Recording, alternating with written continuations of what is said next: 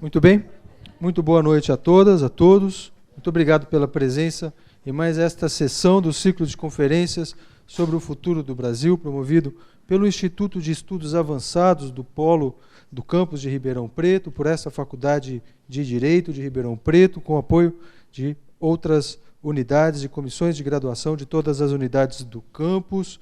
Esse ciclo tem como objetivo refletir sobre desafios nos mais diferentes aspectos do nosso país, econômicos, políticos e sociais, cada vez mais urgentes e, às vezes, desesperadores. Pensar o Brasil e o mundo assim se torna cada vez mais urgentes e vamos enfrentar estes temas: energia, cidades, direitos humanos, democracia, imprensa, ideologia, pluralismo, racismo, machismo, globalização, concentração de riqueza, meio ambiente, entre outros.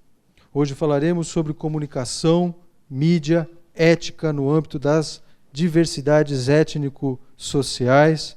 Eu gostaria, então, de agradecer muitíssimo ao professor Ricardo Alexino Ferreira, professor associado da Escola de Comunicações e Artes da Universidade de São Paulo, por sua visita ao nosso campus, à nossa faculdade. Professor que é livre-docente por esta universidade, mestre e doutor em Ciências da Comunicação, também pela USP. Graduado em Comunicação Social, com habilitação em Jornalismo e membro da Comissão de Direitos Humanos da Universidade de São Paulo. Foi antes professor da Universidade Estadual Paulista, diretor da Rádio Universitária da Unesp.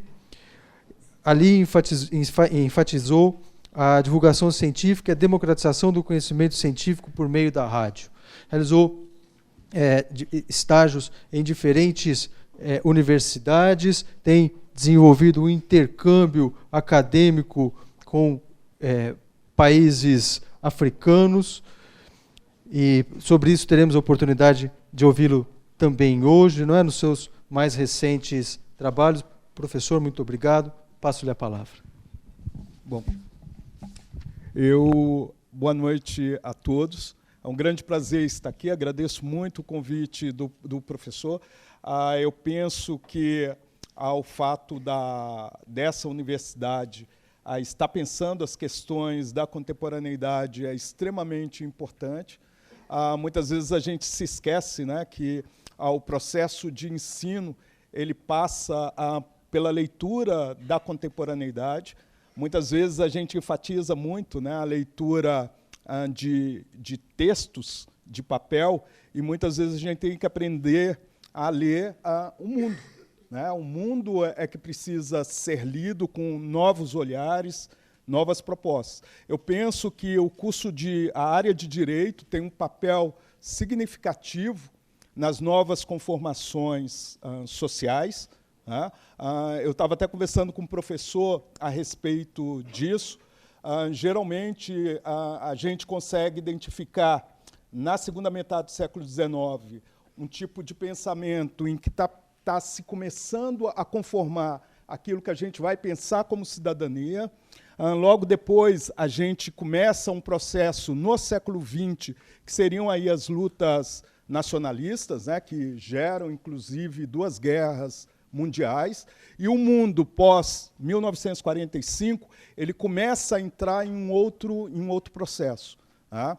Esse processo seria a bipolarização que o mundo tem. Então, capitalismo de lado, socialismo e comunismo de outro, né? Antiga União Soviética de um lado, Estados Unidos de outro.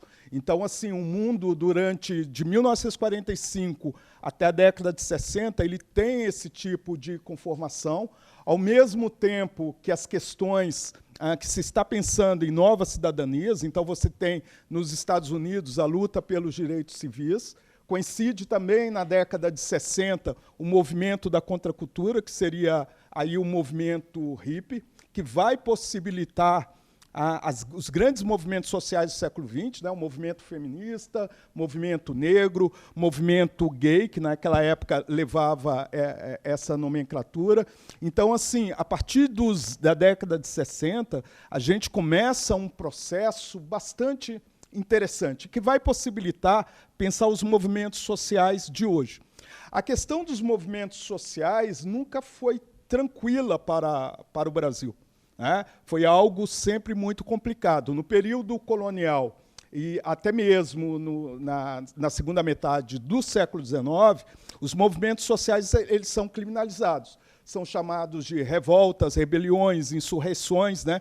E isso a historiografia ela vai o tempo todo enfatizando. É como você ir contra o poder constituído como se fosse um crime. Tá?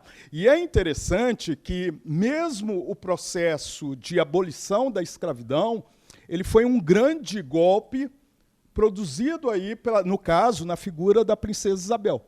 Tem uma obra da Mary Del Priore, ela é historiadora, e ela levantou um material, pegando as cartas que a princesa Isabel escrevia enquanto regente para o pai dela, e ela levanta. Então, ela fala, a princesa Isabel era indolente, queria ser só uma dona de casa e reclamava o tempo todo dela ser regente. Ela dizia que aquilo dali era muito complicado para ela, muito entediante para ela.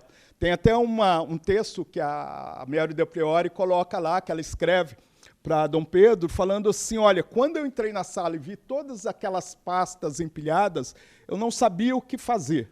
Né?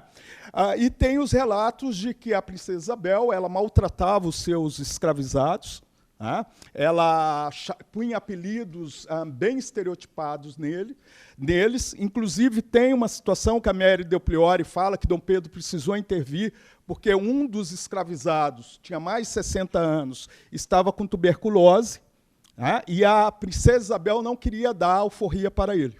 Né, se negou a dar alforria. Foi quando Dom Pedro interferiu e deu alforria para esse escravizado.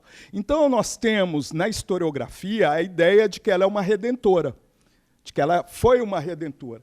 Por qual motivo é perverso isso e que se constitui no pensamento da elite? Por quê? O processo de abolição ele já vinha acontecendo. Essa história de que os negros aceitaram muito bem, os africanos, né, que chegaram aqui aceitaram muito bem a escravização, que não reagiram, essa é a narrativa oficial. Né? Porque quando você começa a cruzar com os quilombos, você vai cruzando com vários outros movimentos sociais, você percebe que houve muita resistência, que não foi passiva. Né? E mesmo naquele período em que você vai ter em 1888, a abolição, tinha os abolicionistas que estavam lutando pelo processo da abolição. E uma abolição que pensava no processo de integração desses ex-escravizados. Inclusive, Luiz Gama ele é extremamente importante. Acho que a USP, a Faculdade de Direito da USP, do Largo São Francisco, né, fez o meia-culpa, e o colocou no seu devido lugar, reconheceu ele como advogado. O Luiz Gama ele conseguiu alforria de mais de 500 pessoas escravizadas. Tá? E ele não pode fazer direito, porque ele não podia, por ser negro e filho de escrava. A história dele, eu não sei se vocês conhecem, a história do Luiz Gama, né? O pai dele era branco, era rico, e a mãe era escravizada, né? Era ex-escravizada. O pai era viciado em jogos.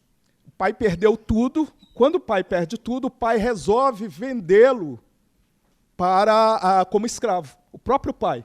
E ele vai estudando direito por conta própria, e ele faz a própria defesa para ele poder ser considerado um homem livre. Né? E ele foi chamado de rábula, né, que é aquele que não tinha o diploma, e de repente ele consegue libertar mais de 500 pessoas escravizadas. Então, essa história de que a princesa Isabel foi uma redentora que libertou os escravos é a narrativa da elite que sempre vai tentar criminalizar os movimentos sociais. E quando a gente pensa que isso terminou, não terminou. Na contemporaneidade, nós temos aí a imprensa, né? O jornalista ele deveria ser um narrador da contemporaneidade, nem sempre ele é, mas ele está fazendo narrativas, e esse jornalista, como narrador da contemporaneidade, ele continua criminalizando os movimentos sociais. Então, imaginemos, tem uma greve de ônibus. Né? As manchetes, milhões a pé por causa de greve de ônibus. Então você já criminalizou, já considerou. Pouquíssimos vão dar, motoristas fazem greve por melhores salários.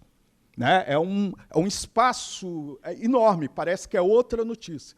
Então a gente percebe que a criminalização dos movimentos sociais é uma constante. Por isso que a obra da Mary Del Priore ela é muito importante, porque ela tira do lugar ideológico a figura da princesa Isabel. Não foi ela que promoveu a abolição. Né? Ela não promoveu. Essa é a narrativa que a elite quer ter. Né? Pelo contrário, ela era contra. E ela começou a sofrer pressões também da Inglaterra e de outros países, porque o Brasil foi o último país a abolir a escravidão. Mas houve toda uma luta nesse sentido. Então, a minha fala aqui, hoje, vai ser muito nesse sentido. Eu sou jornalista, já cobri muitas matérias de divulgação científica, que a gente chama de jornalismo científico. Foi dito, né, que eu dei aula na Unesp. Eu dei aula na Unesp de 1995 a 2009. Né, foram 14 anos na Unesp. Em 2009, eu fui para a USP, então, sim, já são 10 anos na USP. Fui diretor da Rádio Unesp durante muito tempo. É uma das maiores emissoras educativas, junto com a Rádio USP, e sempre trabalhando a questão da divulgação científica. Eu parto do princípio de que ciência é um bem social, mantido pela sociedade, tá? E o papel do jornalista é possibilitar que as pessoas entendam ciência da melhor forma possível. Então, uma pessoa que tem um nível de instrução não muito elevado, da instrução formal, porque essa pessoa detém conhecimentos, né? Mas da instrução formal, ela tem direito de saber o que é o buraco negro, ela tem direito de saber o que é a teoria da relatividade, e cabe ao comunicador fazer com que ela possa entender. Então, quando eu chego na USP, eu até apresento um programa, quando tinha a TV USP, que era a trajetória, que era pegando a história dos pesquisadores da universidade, o que eles produziram. Mas aí, assim, eu ainda queria trabalhar a divulgação científica, mas eu queria pegar o recorte das diversidades. Então, o que eu faço? Eu crio um programa chamado Diversidade em Ciência. É um programa que está no ar desde 2015, que vai justamente pegar as pesquisas que tratam da diversidade. Então, as questões LGBTI+, as questões étnicas, as questões de gênero, as questões de mobilidade, uma série de elementos nesse sentido. Então, eu começo a trazer para dentro da divulgação científica a questão das diversidades e dos direitos humanos. E dentro da universidade eu tenho trabalhado muito dentro dessa perspectiva. Sou membro da Comissão de Direitos Humanos da USP, que funciona na reitoria, tem um presidente que é o José Gregóri, que acho que todos conhecem, né, devem conhecer aqui, que é um dos grandes nomes da história dos direitos humanos no Brasil. E aí tenho desenvolvido isso daí, porque eu acredito que a comunicação ela é um bem social. Só para vocês poderem saber assim, o porquê que eu venho trabalhando isso, então a minha dissertação de mestrado ela foi em 90... Desculpa. A minha dissertação de mestrado ela foi em 93, ela tinha o título A Representação do Negro em Jornais no Centenário da Abolição da Escravatura no Brasil. Na verdade, eu estava fazendo análise, aquilo que a gente chama em comunicação, análise de conteúdo. Né? Então, assim, muitas pessoas perguntam, você está pesquisando negro? Eu estava pesquisando negro, mas o enfoque da minha pesquisa era entender análise de conteúdo com enfoque na questão do negro. Né? Aí eu pesquisei vários jornais nesse sentido. A tese de doutorado foi Olhares Negros, estudo da percepção crítica de afrodescendentes sobre a imprensa e outros meios de comunicação. E aí eram estudos da recepção que eu estava desenvolvendo, e a minha tese de livre docência, que foi os critérios de noticiabilidade da mídia impressa na cobertura de grupos socioacêntricos em abordagem etnomedialógica. Então, assim, é uma preocupação com a questão étnica, mas também com a questão dos estudos, das teorias aí da comunicação. Aqui, deixa eu só... Aqui é o Diversidade em Ciência, que é o programa que eu falei. Eu vou pôr o slogan, a chamada dele. Quer saber o quanto o mundo é diverso? Diversidade em Ciência explica. Entrevista com pesquisadores e cientistas sobre relações sociais, questões étnicas, de gênero e orientações sexuais. Quem planta preconceito, racismo e indiferença não pode reclamar. Diversidade em Ciência, segunda às 13 horas e reapresentação no sábado às 14 horas, com Ricardo Alexino Ferreira, porque discriminação é falta de conhecimento.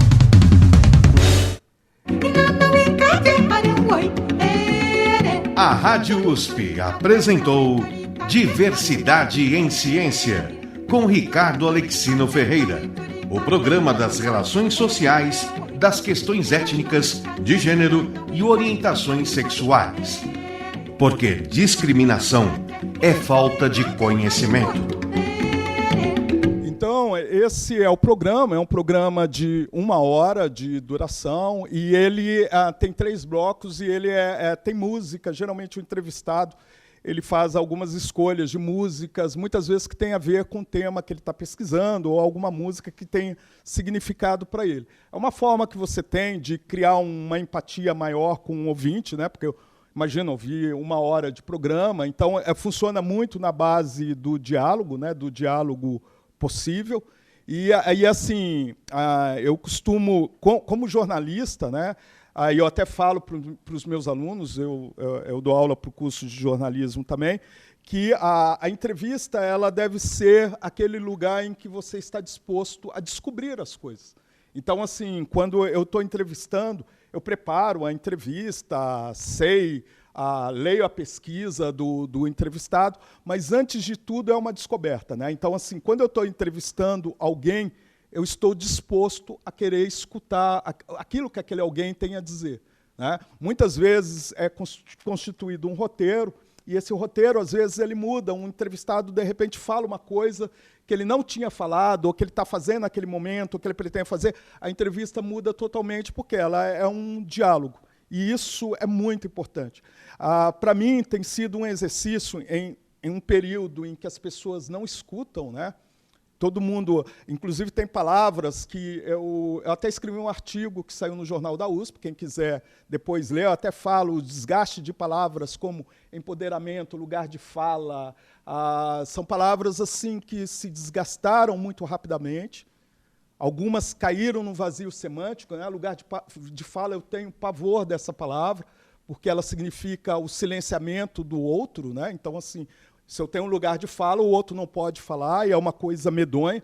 Deveria ser lugares de representatividade, né? Olha, o seu lugar de representatividade é esse, e vamos dialogar, né? O lugar de fala impede isso. Essa palavra empoderamento, né? A ideia de poder, né? Se determinado grupo não tem poder, ele procura o poder, o que vai fazer com os outros, né? Então, são questões paradoxais que surgem na contemporaneidade. E, principalmente, o exercício de não escutar, de não ouvir, né? Então, assim, o exercício do jornalismo, de entrevista, para mim, ele parte muito nesse sentido, que é a possibilidade de escuta.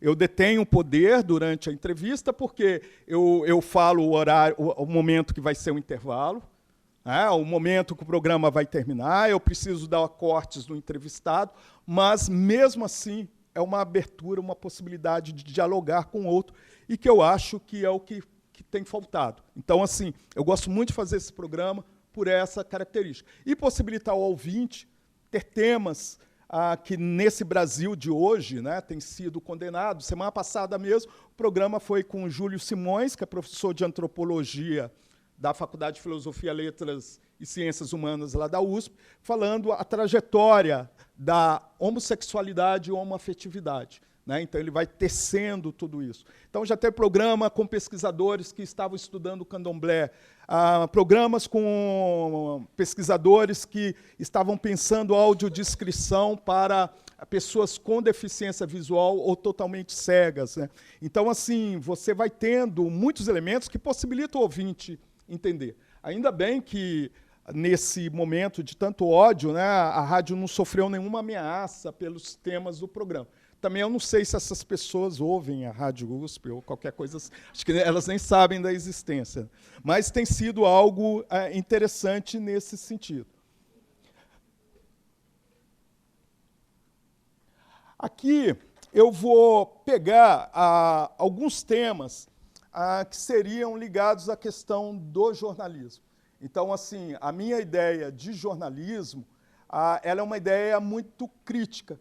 Eu estava até conversando com o professor, falando da dificuldade que é hoje ensinar jornalismo dentro da universidade.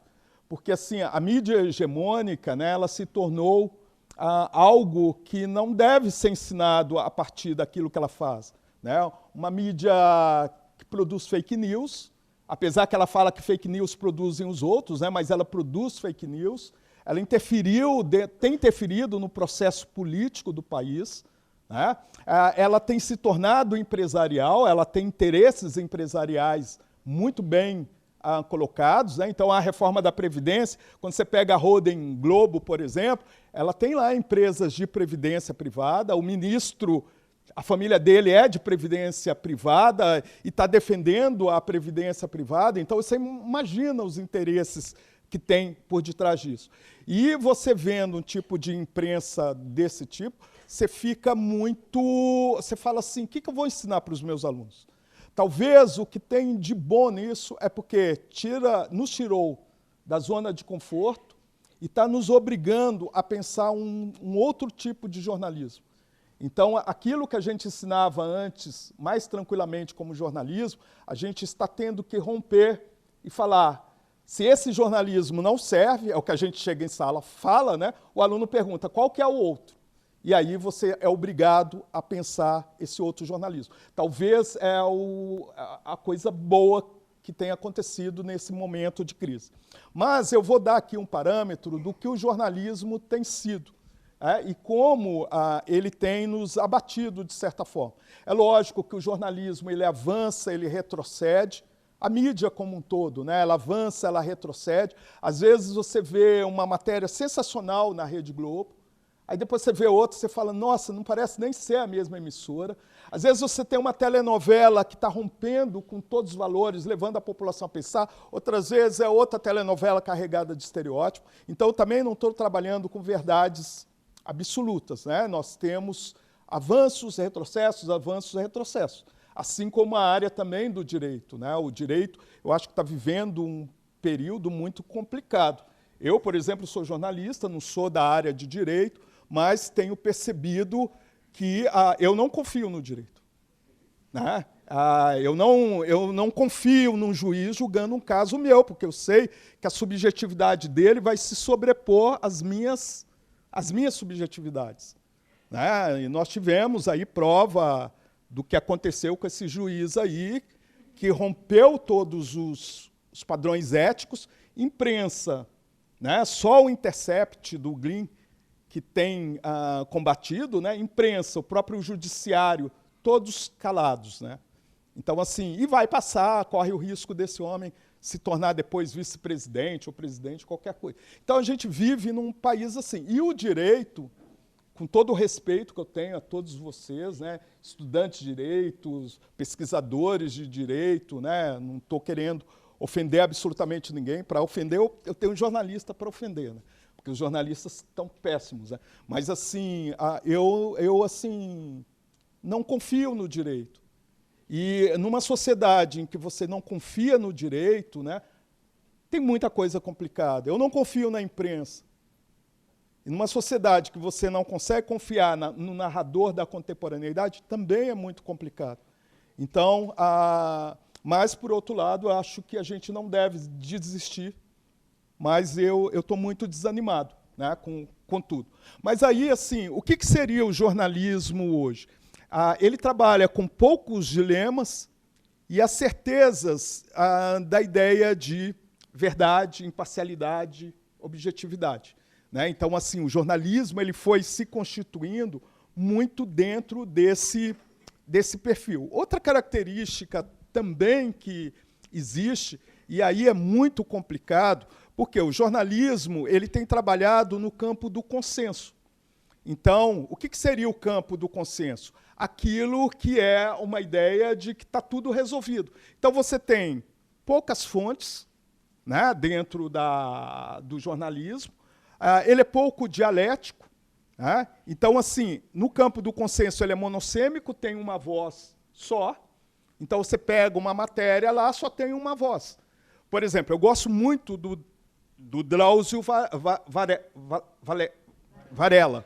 Eu gosto muito do Drauzio Varela. Inclusive, no ano retrasado, ele recebeu o prêmio Direitos Humanos da USP pelo trabalho dele.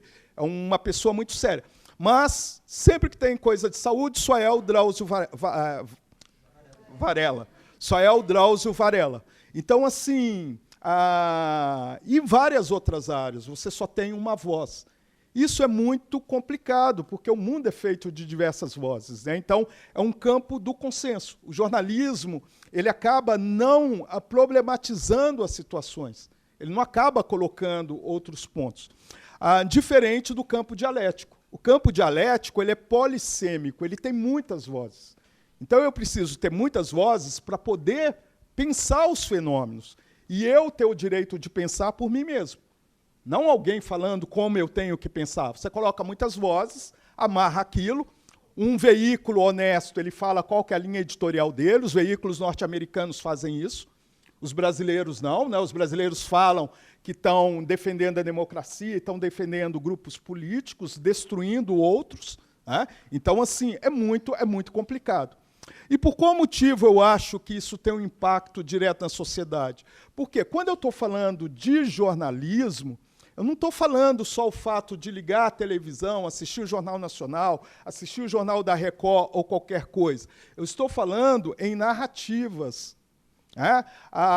Nós, como seres humanos, pegando aí a nossa estrutura psíquica, pegando o que Freud falou, o que Jung falou, na nossa estrutura psíquica, principalmente Jung, ele vai falar que nós trabalhamos com a ideia do inconsciente coletivo, de arquétipos, né, que seriam elementos que compõem a nossa estrutura psíquica. Nós gostamos muito de histórias, de narrativas, porque o nosso inconsciente ele é basicamente produzido o quê? Por imagens. Então, o tempo todo a gente está vendo imagens, o tempo todo a gente quer contar história. Por exemplo, quem tem filho pequeno fala que é um tormento, porque eles assistem o mesmo desenho 30, 40, 50 vezes como se fosse a primeira. Né? Mas nós, adultos, também. A sessão da tarde, a gente faz questão de assistir 10 vezes o mesmo filme. Né? Por qual motivo? A gente gosta de narrativas. Por quê? As narrativas elas trazem elementos arquetípicos, elas produzem elementos no nosso inconsciente coletivo. Então, assim, as narrativas elas são importantes. Elas tentam produzir aquilo que nós somos. Então, por que eu gosto de ouvir as telenovelas? Né? Parece que elas são a mesma coisa. Mas, na verdade, elas não são. Elas estão ali fazendo a gente ter a experiência de como seria. Por qual motivo, às vezes, a gente gosta de ver pessoas sendo assassinadas, mortas? Né? Tem filmes que trabalham muito isso. É porque a gente é perverso? Não, porque é uma experiência que a gente tem medo, né, de morrer, e está sendo colocada o tempo todo ali dentro daquele processo.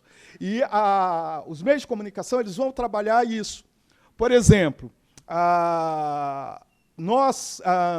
tem o Homo habilis, que ele aparece antes da descoberta do fogo. Né?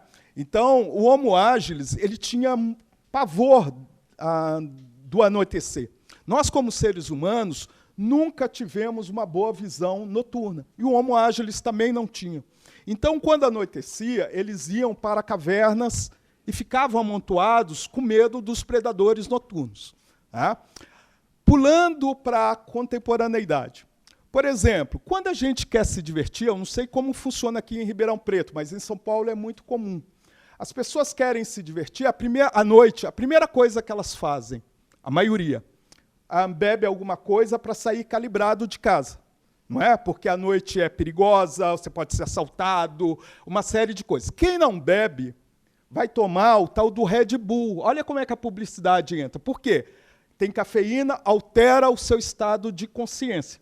Você sai de casa e para onde você vai? Para as cavernas high-tech. O Homo habilis ia para a caverna também. Nós vamos para a caverna high-tech. Ela é escura, as pessoas estão amontoadas, tem a batida do som, né, que é a música técnica, que é a batida do coração. Se você for ver, ela fica pum, pum, pum, e tem as melodias em cima. Então você se sente muito protegido ali. Que, no entanto, quando a Boate Kiss pegou fogo, principalmente para o público jovem, atingiu imediatamente, porque era um lugar em que as pessoas se sentiam protegidas. Né? Então, repare bem como é que uma coisa que vem do inconsciente, do passado, que é o Homo habilis, com medo de ser predado, como é que a gente reproduz isso na contemporaneidade, indo, mesmo num calor infernal, que faz em São Paulo, faz aqui, as pessoas querem se amontoar dentro de um lugar fechado, poucos metros quadrados para cada um, quanto mais cheio, melhor. Né? E tem mais um outro detalhe. A gente costuma criar, através da arte, os nossos medos.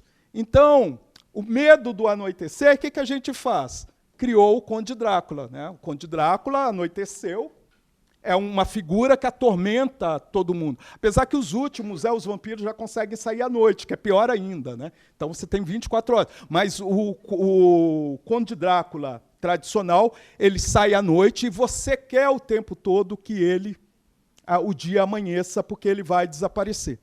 O que a Revolução Industrial fez? Ela precisava de um trabalhador, que ela explorava, descansado. Ela vai enfatizar isso daí. Olha, eu já tenho medo de sair à noite.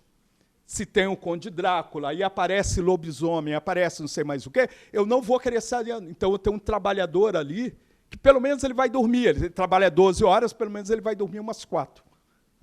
Então, repare bem como é que as coisas elas vão acontecendo dentro desse processo. Como é que a comunicação ela não é aleatória. Né? Tudo é pensado em nós enquanto seres subjetivos. Por exemplo, vamos pegar os jornais da Rede Globo. Eu estou pegando a Rede Globo pela audiência dela, e porque ela tem jornais que começam às 5 horas da manhã e terminam a 1 hora da madrugada. Então, por exemplo, você pega o primeiro jornal da Rede Globo, que é o Hora 1, né? Você começa a perceber, é fisiológico, ele trabalha a fisiologia, aquilo que é chamado de baixa estimulação, média estimulação, alta estimulação. Né? É o que acontece também no rádio. Então, por exemplo, mesmo você tendo uma rádio heavy metal, ela nunca às 5 horas da manhã vai colocar a música mais agitada. Ela começa, porque é a sua fisiologia, você está acordando e ela vai num crescendo. E os telejornais também é a mesma coisa.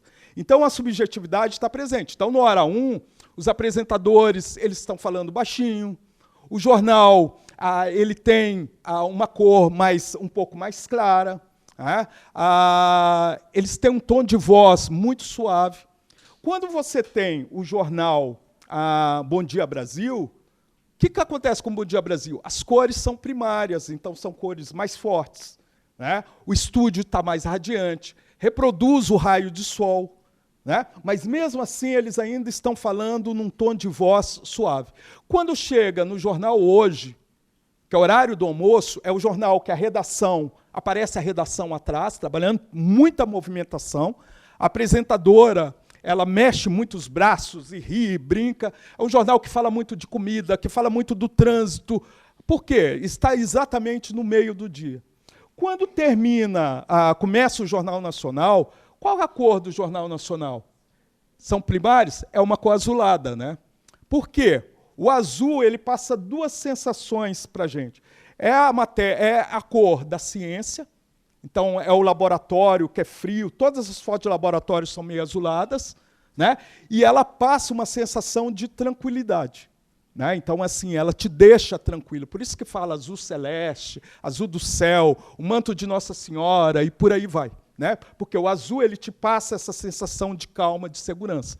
O Jornal Nacional, por exemplo, é o único jornal que a bancada é mais alta do que a redação. A redação fica lá embaixo. Antes de mudar o cenário, ficava mais alta ainda. O que ele está querendo dizer? É um jornal que trabalha a ideia de verdade. Verdade não existe. Nem imparcialidade, nem objetividade. Mas ele vai fazer esse uso. Ele fala, eu estou longe da redação porque eu estou distante para poder observar tudo isso.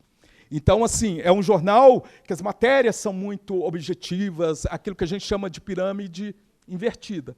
Ele tem mudado um pouco nos últimos anos, mas a estrutura dele continua. E o azul, que é colocado ali dentro desse contexto. O azul ele só é rejeitado pelo ser humano quando ele está na comida. Então, por exemplo, quando você entra no McDonald's ou numa rede de fast food, por exemplo, a luz é clara, né? Porque por isso que chama fast food. Espera que você não demore ali. Né? Mas, como a luz é meio azulada, o que faz? Qual que é a técnica? Coloca um pão em cima da carne. Então, você não vê uma carne azulada. Você tem um pão por cima, por isso que é o sanduíche, que é o que vigora ali. Quando você entra num restaurante italiano, francês, português, a luz é quente. Por quê? O prato precisa ser destacado. Se você está numa cantina em que a luz é azulada, a comida fica muito feia. Num ambiente que a luz é quente, a comida ela se destaca, né? E quem gosta de carne, a carne fica mais viçosa e tudo mais. Então, até isso é pensado. Né? A publicidade sabe disso, o jornalismo sabe disso. Né? Por quê? Nós somos seres subjetivos. E daí o jornalismo ter esse tipo de comportamento acaba influenciando toda a nossa percepção e visão de mundo. Por quê? Não é só o jornalismo. O jornalismo está dentro de outros contextos que vai se retroalimentando. Tem uma coisa chamada metalinguagem, que é quando eu falo, ou por exemplo, a USP como metalinguagem, ela só fala dela mesma. Né? A televisão como metalinguagem, ela só fala dela mesma. Então, assim, o tempo todo, não sei se vocês já repararam, a televisão fala o tempo todo dela mesma. Né? Ela vai se retroalimentando. Vai ter uma peça de teatro com ator daquela emissora, na telenovela aparece, ó, os personagens, nós vamos àquela peça que é sensacional. Né? O tempo todo está sendo colocado isso. Então, a metalinguagem ela é muito constante. Eu vou até passar algo também que funciona na estrutura de empresa. Outra característica do jornalismo, ele está muito preso no presente, então não cria contextualização. Uma das coisas que possibilita a gente pensar os fenômenos é contextualizá-los. Então, se você pega um fenômeno sem contextualizá-lo, você tem grande chance de enfatizar estereótipos e também de cair em erros graves. Então, um juiz que dá uma sentença sem contextualizar é uma coisa muito, muito grave. Né? Às vezes, nada justifica uma pessoa matar a outra, mas se eu matei para me defender, é uma coisa. Se eu matei por perversidade, é outra. Né? Se uma mulher está sendo espancada pelo marido, o marido vai lá e ameaça matar o filho e ela mata esse marido, é uma coisa. Né? Então, assim, o contexto ele pode modificar muitas histórias, né? Ele pode criar outros elementos. E se você faz isso sem contextualizar, você comete erros graves. E o jornalismo, acho que o direito também tem incorrido muito nessas situações de não contextualizar, né? De não tentar entender. Ou utiliza o anacronismo, né? Então pega o presente e joga no passado como se o presente desse conta daquele passado, e não é. Os historiadores têm pavor do anacronismo, por quê? Passado é passado. Então, assim, o fenômeno que aconteceu na segunda metade do século XIX, o fenômeno que aconteceu durante o período da ditadura militar, eu posso falar que tem alguns pontos de interseção com o que está acontecendo hoje, mas eu não posso dizer que é a mesma coisa. Por quê? Os fatos ocorreram de outra forma. Né? Então, o contexto ele é muito importante para eu entender o que está acontecendo, para eu não simplificar o que está sendo colocado. E a questão da conexão. A conexão ela é extremamente importante. Até falo para os meus alunos, assim, porque quando eles estão pensando em pauta, eles ficam sofrendo com pauta, né? Eu falo, olha, uma agulha pode gerar um livro-reportagem. Por qual motivo? Quando eu pego uma agulha, que é um dos elementos mais leves, né, visto a olho nu, por exemplo, eu tenho várias pautas. Uma delas, a agulha é metal, então você tem a questão da extração mineral, você tem a questão do trabalho, quantas pessoas trabalharam, quantas pessoas sofreram acidentes, tem trabalho infantil. A agulha, por exemplo, ela tem a questão econômica, né? O Brasil é importador, é exportador de agulha. A agulha tem a questão histórica, né? Quando surgiu esse elemento, a agulha tem a indústria fashion, né? Então, assim, o que essa indústria representa? Ela tem a questão semântica, né? Não tem a frase, deu uma agulhada em alguém. Então, assim, quando eu começo a pegar o elemento agulha, são muitas pautas, porque ela me gera inúmeras conexões, né? Então, assim, enquanto um ser pensante, por isso a necessidade de produção de repertório, eu falo também muito para os meus alunos, né? Assim, mais importante às vezes do que estar em sala de aula, você tem que ir ao teatro, ao cinema, tem que estar em muitos lugares para você entender a estética. E eu digo mesmo para o pessoal da área de direito, tem que estar dentro desses espaços. O pessoal de direito deveria ser o pessoal que mais deveria assistir telenovela, cinema, teatro. Por quê? As histórias, as situações de vida estão colocadas lá.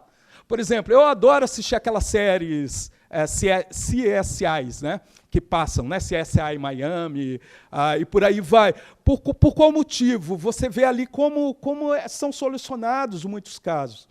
Você vê como a natureza humana ela pode ir, como ela resolve, como ela pode ser resiliente. Então, eu acho que um bom juiz, na minha concepção, primeiro, é aquele que tem compaixão pelo outro, né? Que acho que é fundamental. Uma pessoa sem compaixão não dá para ser um bom profissional, né? Uma pessoa que pensa na equidade e uma pessoa que entende a natureza humana. Né, uma pessoa que detém o conhecimento da natureza humana. E tem muita gente que não faz a menor questão, acha que a profissão tem que ser fria e distante. Né? Não sei como é que consegue. Fria e distante conforme os interesses. Né? Isso a gente já sabe. Então, a conexão ela é muito importante, e isso a gente não vê. Outras coisas que acontecem dentro do jornalismo também,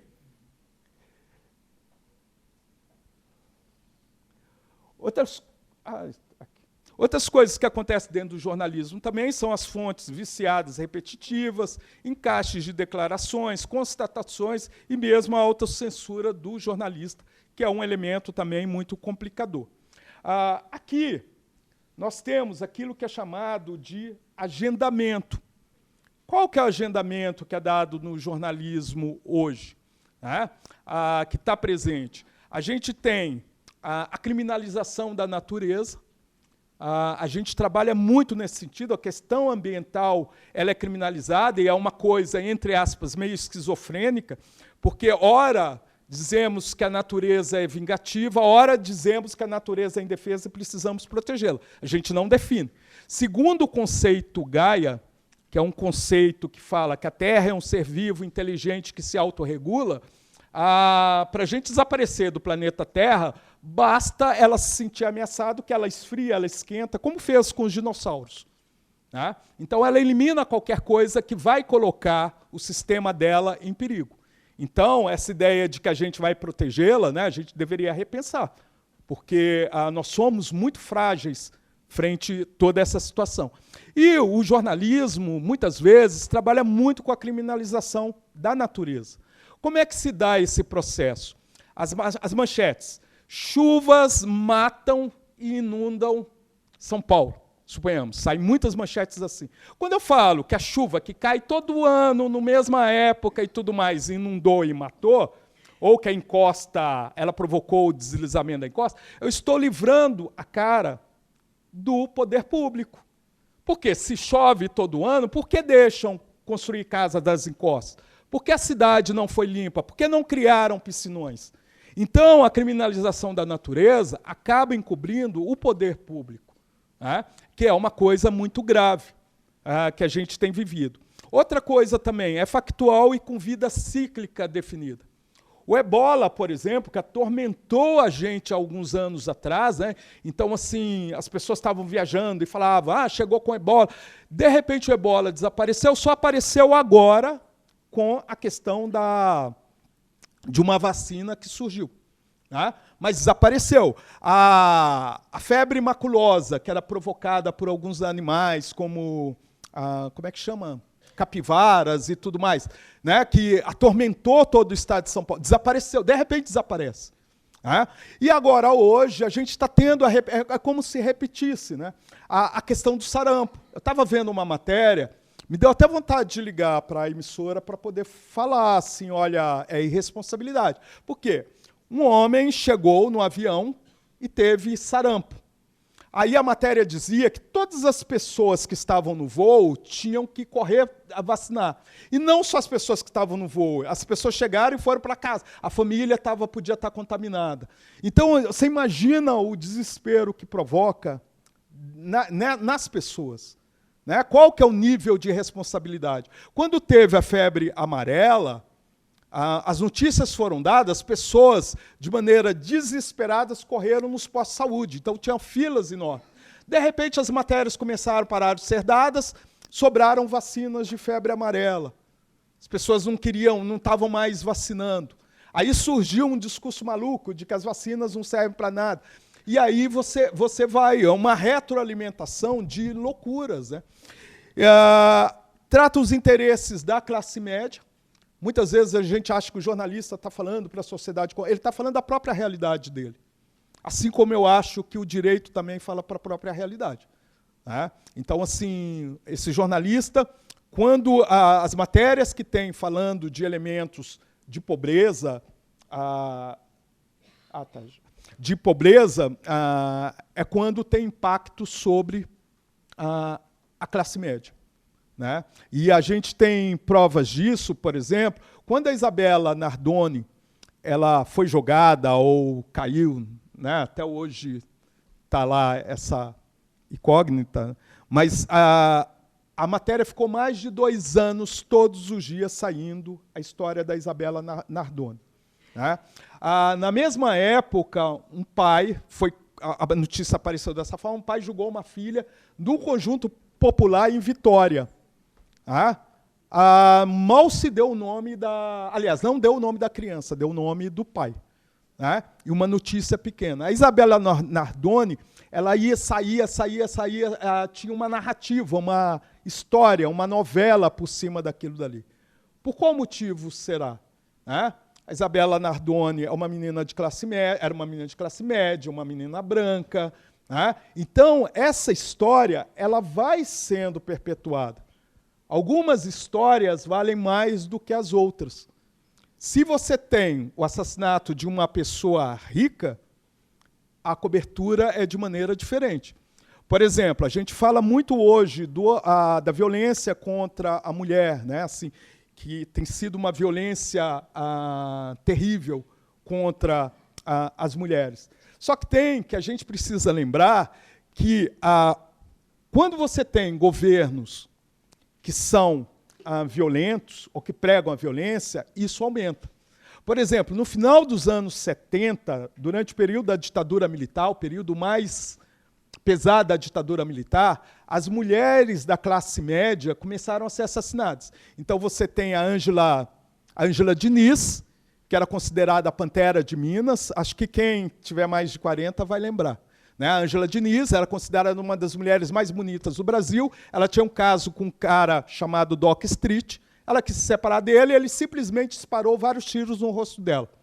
Teve o caso da irmã da Helena de Gramont, que foi jornalista da Globo durante muito tempo, era cantora. Ela se separou do Lindomar Castilho. Ela retomou a carreira dela como cantora e ele simplesmente matou ela no palco. Né? E muitas mulheres de classe média começaram a morrer.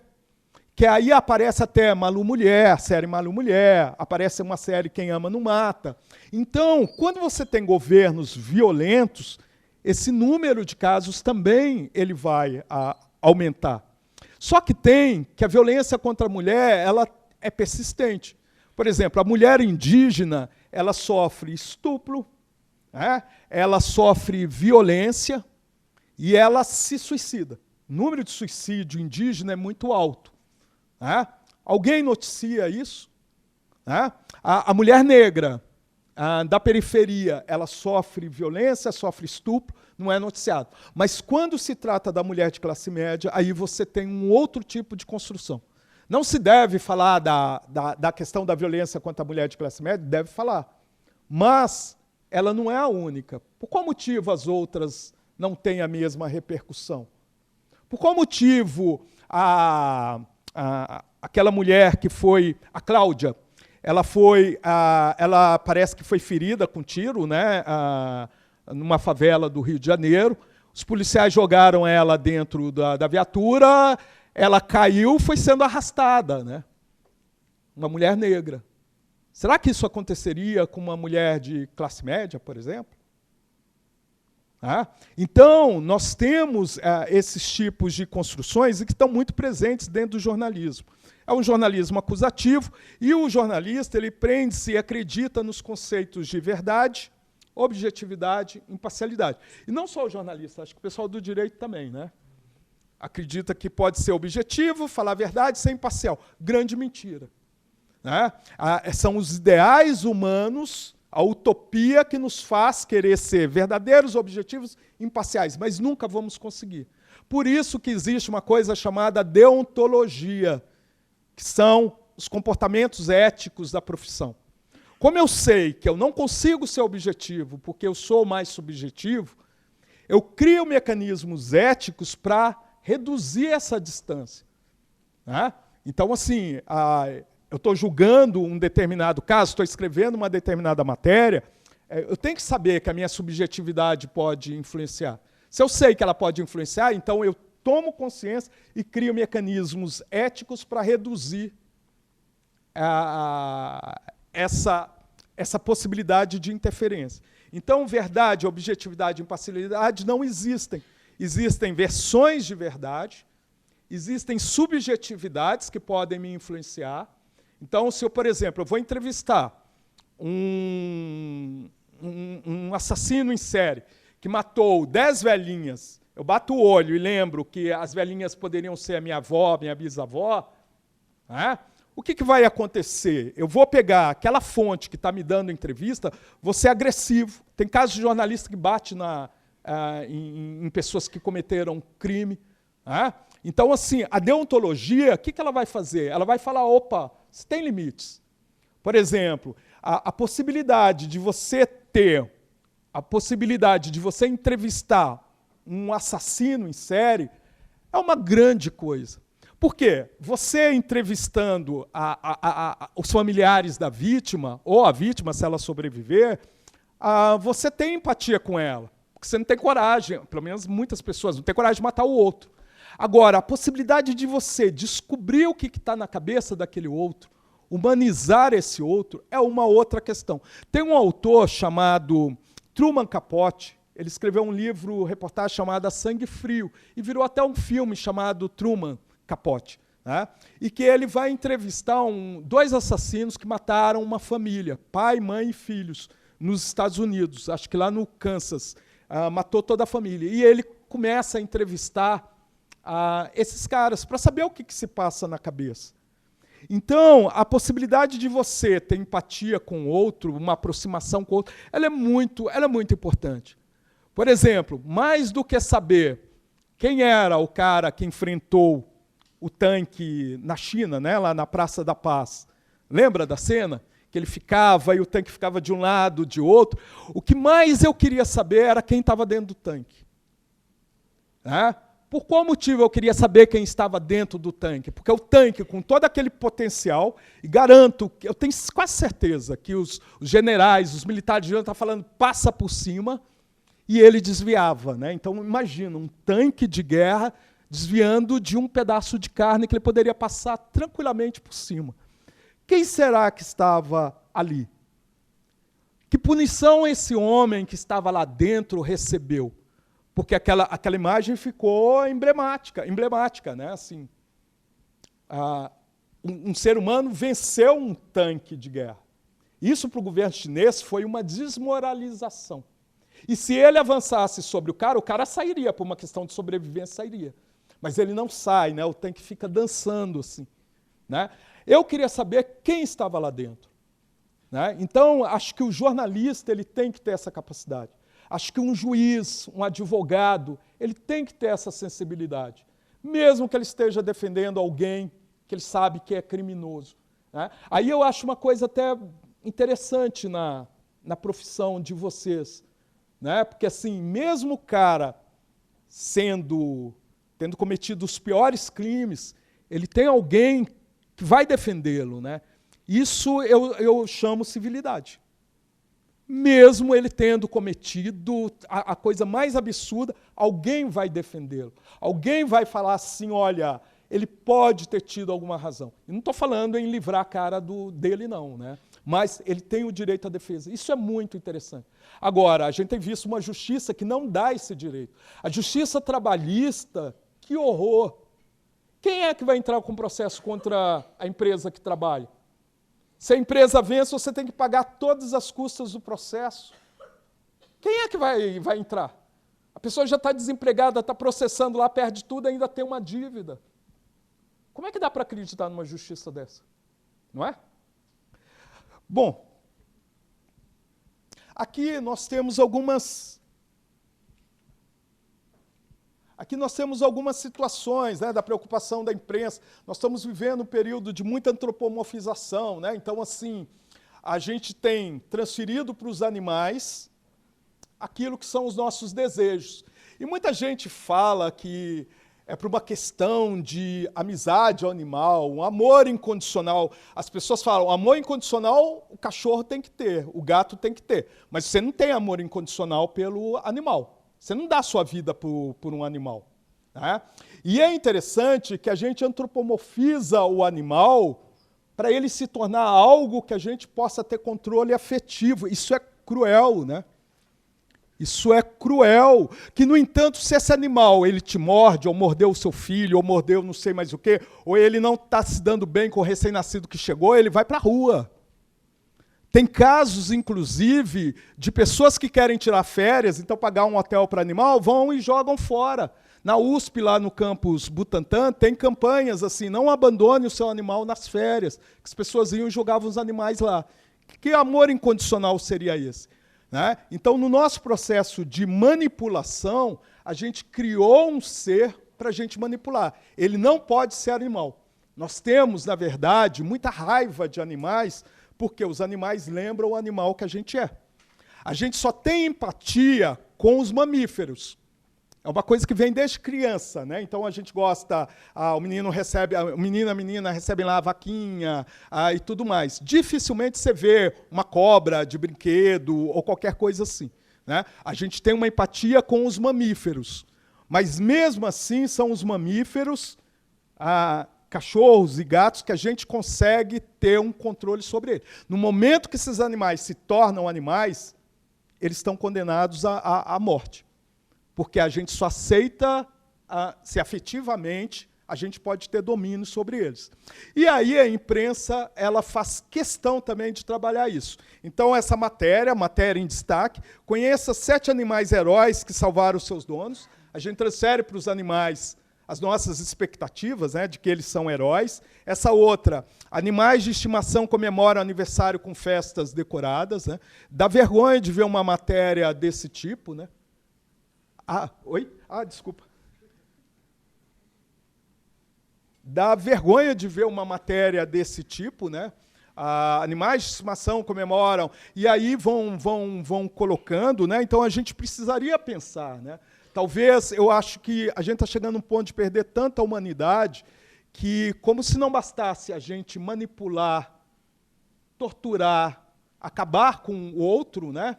Que é humano também, a gente faz o mesmo com os animais, né? A gente tortura. É covarde você ver um animal sendo chamado de filhinho, né? Vestindo roupinha, e tem criado problemas psicológicos graves nos animais. Tem animal que não convive com outros animais e está com crise de identidade, né? Ele não sabe mais o que ele é. É grave isso é maus tratos, né? Maus tratos. Então, e a imprensa ela vai estimulando o tempo todo isso daí. Outra característica da imprensa é que... Eu tenho tempo, né? Ainda tem um tempo. Já foram 50 minutos. Já? Eu vou... Isso aqui, ó. Então, como narrativas, né, da imprensa, e eu estava falando da questão da subjetividade. Desculpa. Está falando da questão da subjetividade. Então, o que isso representa?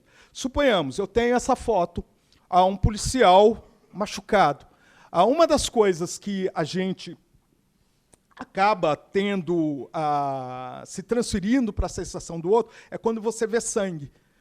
E vê uma pessoa machucada, te bate um sofrimento, porque você pensa imediatamente que aquilo poderia estar acontecendo com você. Pelo menos no primeiro momento, você quer fazer alguma coisa que você tem medo que aconteça o mesmo com você. Então, nós temos uma situação desse policial. Se eu recorto só essa foto, falando de um movimento que aconteceu, é uma coisa. Se eu pego essa foto, que era em 2003, do movimento estudantil, do movimento estudantil, e vejo essa mesma foto ampliada, a primeira coisa que, se eu sou estudante, a primeira coisa que eu vou é sofrer empatia pelo estudante sendo imobilizado. Então, depende muito dos recortes que se quer fazer. Aqui, por exemplo, também em 2003, muitas matérias que saíram nesse sentido, dando destaque a isso. O que eles estão querendo dizer? Que isso daqui representa o quê? Né? Representa a balbúrdia, a violência dos movimentos sociais. Aqui nós temos uma outra situação também. Então você tem um recorte de uma matéria. O que ela te reproduz quando você vê isso? Uma pessoa está sendo rendida. Aí você tem essa outra foto. O que te passa? Uma solidariedade, uma humanidade. Aqui nós temos a foto completa. Né? Então, assim, repare, por isso que eu falei polissemia, muitas vozes. Se eu reduzo a imagem a isso, o que eu estou querendo dizer? Se eu reduzo a isso, o que eu estou querendo dizer? Não seria o ideal pegar tudo isso, né? Então você tem um cenário todo completo. Aqui nós temos uma outra situação. Isso daqui saiu na mesma página de jornal. Então a primeira é o seguinte: Lula recebeu quase 4 milhões da Odebrecht, diz Polícia Federal. Então você tem a pessoa física, que é Lula, você tem Lula, é o agente, ele recebeu, você tem a empresa com nome, que é a Odebrecht, e você tem a Polícia Federal, que é a fonte acreditada. Né? E você tem a fotografia do Lula agressivo. Na mesma página do jornal, embaixo, empreiteira doou 975 mil a Instituto FHC, aponta laudo. Olha para você ver, empreiteira, qual? Não tem o nome da empreiteira. FHC é passivo. Não, a empreiteira que doou, não é ele que recebeu. Você tem, não é o Fernando Henrique Cardoso, é o Instituto FHC, pessoa jurídica, e a fonte é desconhecida, aponta laudo. Não fala qual que é a fonte. E um FHC inofensivo, quase que explicando. Isso é o que é uma linguagem não verbal, né? Então, assim, qual que é a intencionalidade disso daí? Oi? Olha, o jornal aqui é o Folha de São Paulo. Folha de São Paulo. Aqui nós temos uma outra situação. O Globo, quando o Lula se entregou, né, saiu... desculpa. Esqueço. Não, pode deixar, eu vou antecipar ali antes de... Por exemplo, aqui você tem Lula preso. O Globo deu. E não foi, né? Ele se entregou. Então você tem... no Jornal do Brasil, coloca Lula se entrega. Olha para você ver a diferença. E ele se entrega e ele sendo carregado pela população. Então, são questões, são narrativas que elas estão querendo dizer alguma coisa. Se eu não ficar atento a esses tipos de construções, eu me torno um leitor, um telespectador passivo, que não consegue entender quais são os interesses que estão dentro desse processo. E aí, deixa eu... Tenho ainda mais uns 5 minutinhos? Por exemplo, eu ia passar algumas coisas para vocês, mas eu vou dar uma adiantada aqui. Por exemplo, esses elementos também eles vão acontecer numa macroesfera. Então, suponhamos, o atentado às Torres Gêmeas matou aí 2.996 pessoas. A morte de uma pessoa é motivo da gente ter indignação. Né? Não estou querendo comparar 3.000 mortes com outras que a gente vai ver aqui, mas é motivo de indignação. Mas, logo que as 2 torres caíram, Bush, o que ele fez? Ele juntou os aliados e fizeram um contra-ataque a Bagdá. Né? Então, Bagdá era uma das cidades, uma das capitais mais avançadas do mundo árabe, tinha universidades, e o pior ainda, né? Os museus com a história da humanidade estão lá. Né? Os primeiros vestígios humanos estão lá. E ele destruiu tudo. Aí o Wikileaks abriu os dados. Então, ao menos 109 mil mortos no Iraque desde a invasão.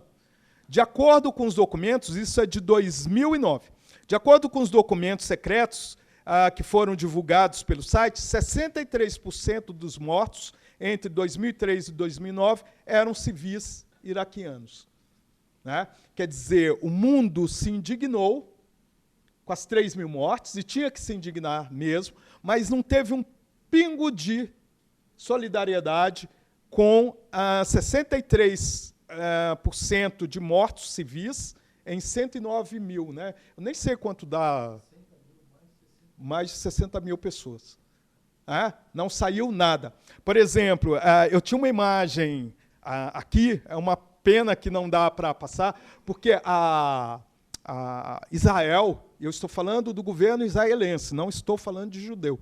São 2 coisas diferentes. A política do governo israelense ela é terrível, ela quer exterminar os palestinos. Né? E aí, a gente só tinha notícia de Israel, que é aliado dos Estados Unidos. Só que tem que, com as tecnologias, a TV Al Jazeera ela consegue filmar o que está acontecendo e passar a narrativa do outro lado. E uma das imagens que eu queria passar para vocês, e que é chocante, porque ela é uma câmera parada, a TV Al Jazeera que colocou. A câmera está parada e um conjunto de prédios. Dá para entender que são prédios residenciais. Aí, de repente, você ouve o barulho de um míssil que cai no fundo. Aí treme tudo. É uma câmera, parece que ela é de rua ou alguma coisa assim. Isso na Palestina, né, na faixa de Gaza. Aí, de repente, aí o vídeo vai rolando, você ouve gritos de pessoas. De repente, vem uma outra e destrói toda a fachada do prédio. Você leva um grande susto. Aí a poeira vai desaparecendo, aí você vê que é um prédio residencial. Aí embaixo a câmera, alguém começa a filmar. Então tem carrinho de criança, boneco, caderno. Né? Israel diz que está acabando com quartéis terroristas. Né? E ele está exterminando a população. Então, é algo para a gente poder pensar. De quem são essas narrativas? Por qual motivo estão começando a aparecer casos, por exemplo, de crianças mortas na Síria? Estão aparecendo porque há interesse do governo norte-americano na Síria. Porque ele nunca teve interesse dos povos árabes. Ele nunca teve interesse nenhum. Tiveram interesse nenhum os Estados Unidos. Então, a gente vai tendo esses tipos de construções. Aqui, só para dar uma adiantada, aqui, por exemplo, são os interesses comerciais. Né? Hoje, por exemplo, a gente pensa algumas áreas. Por exemplo, a área de direito ela é social, humanitária. A área de jornalismo ela é social, é humanitária. A gente está tendo que rever esses conceitos. Né? Então, muito mais do que liberdade de imprensa, hoje a gente tem liberdade de empresa. Então, por exemplo, isso daí que está aí é uma holding. Né? Então, são as empresas diversificadas que estão no mesmo tronco. Uma empresa ela tem muitas atividades diversificadas. Então, a gente tem aí a Holding Globo. Podia pegar a Bandeirantes, Record, mas aí eu estou pegando a Globo. Então, ela tem a TV aberta, que é a Rede Globo, Canal Futura, TV a cabo, conteúdo para TV paga, rádios, né? Rádio Globo, CBN, jornais, o Globo, o Expresso, internet, ela vai ter, né? Então você tem Globo.com, revistas, muitas, gravadoras, som livre, cinema, Globo Filmes. Então eu vou pegar um exemplo. Teve uma minissérie que, eu não sei o que era, de Anitta, Desejo de Anitta, oi? Presença de Anitta. E aí a Maria Gadu, ela cantava a música Nemequitipá, que era abertura, né? Então era a primeira música dela cantando, e ela é uma boa cantora mesmo, né? Ainda bem. Então, a Som Livre resolve lançar a trilha sonora de Presença de Anitta. O carro-chefe é a Maria Gadu cantando Nemequitipá. Aí ela aparece no Faustão, ela vai aparecer no Jô Soares naquela época, ela vai aparecer no Serginho Groisman, ela vai aparecer na Ana Maria Braga, ela começa a aparecer em vários lugares. Ela aparece uma página inteira no jornal O Globo, da parte de cultura. Ela aparece na internet, a música é vendida na internet. E aí você começa a ver, Maria Gadu está em tudo, né? Está em tudo, é a grande sensação. Só que é a mesma empresa falando do seu próprio produto, né? Então, assim, são essas empresas, todas elas. Agora, você imagina quando isso é política, né? Quer dizer, o tempo todo você está tendo essas notícias circulando e você acha que é uma variedade de vozes e é a mesma voz, né? Falando sobre a mesma coisa. Então, essa coisa da liberdade de empresa, a notícia se torna um produto comercial, é muito sério isso daí também. E eu acho que, aí eu vou mexer também com vocês da área de direito, eu acho que essa liberdade de empresa também tem acontecido na área do direito, né? E que aí, assim, é terrível, né? Você vendo, por qual motivo, sem querer ser leviano e sem querer generalizar, né? Lógico. Mas por qual motivo você vê ganhos de causa, né? Sempre do poder mais forte, né? Tipo assim, aquele pode pagar um advogado melhor, então vai ganhar, né? Então, que justiça seria essa, né? Então, você vai tendo esse tipo de construção nesse sentido. Bom, deixa eu só dar mais uns pulos aqui. Eu ia falar também que, não só no jornalismo, né, também nas histórias, em outras mídias, né, você vai tendo esses mesmos elementos, né? Então, por exemplo, em 1929, teve a quebra da Bolsa de Nova York. Então, a literatura fala de milionários que subiram nos prédios e se jogaram. Os milionários começaram a se matar, porque perderam tudo. E isso foi chegando no chão de fábrica. Então, você tem um país, que eram aí os Estados Unidos, que a promessa de que seria o país dos ganhos vem por terra. Um país que entra num processo de orfandade é quando começa a surgir, nos anos 30, a figura dos super-heróis. O primeiro super-herói da Comics que vai surgir é o Superman. Repare que o Superman ele vem com roupa azul-vermelha, evocando a bandeira norte-americana. Ele detém superpoderes. Ele lembra muito a mitologia grega, né? Então ele tem a força de Hércules, ele consegue voar como Hermes e por aí vai. E ele tem um detalhe, ele é órfão. Então a ideia de orfandade começa a tomar conta das comics. Então você tem o Superman, depois você tem o Super América, você tem a Mulher Maravilha, você vai tendo todos eles órfãos, né? Então o Superman é muito interessante, porque ele vai sendo renovado de tempos em tempos. Então, aqui nesse daqui, ele está lutando contra o nazismo. Depois... Desculpa. Aqui ele está lutando contra o nazismo. Depois, você vai ter ele lutando contra os soviéticos, depois ele vai lutar contra os russos, né, quando acaba a União Soviética, depois ele vai lutar contra os árabes. Ele vai sendo reciclado. Aqui o Capitão América, repare que a roupa é sempre a mesma, né, vermelho, azul, branco, referência à bandeira norte-americana. Eles estão defendendo os interesses norte-americanos, que é colocado como os interesses maior, né, de cidadania e tudo mais. Aqui nós temos a Mulher Maravilha, também remetendo ao uniforme, à bandeira norte-americana. É interessante que a Mulher Maravilha teve o filme, né? Eu até fiquei muito chocado, foi motivo das minhas alunas me odiarem, né? Porque um dia na sala de aula elas viram e falam assim, a Mulher Maravilha, o filme, né? É a referência do feminismo contemporâneo, né?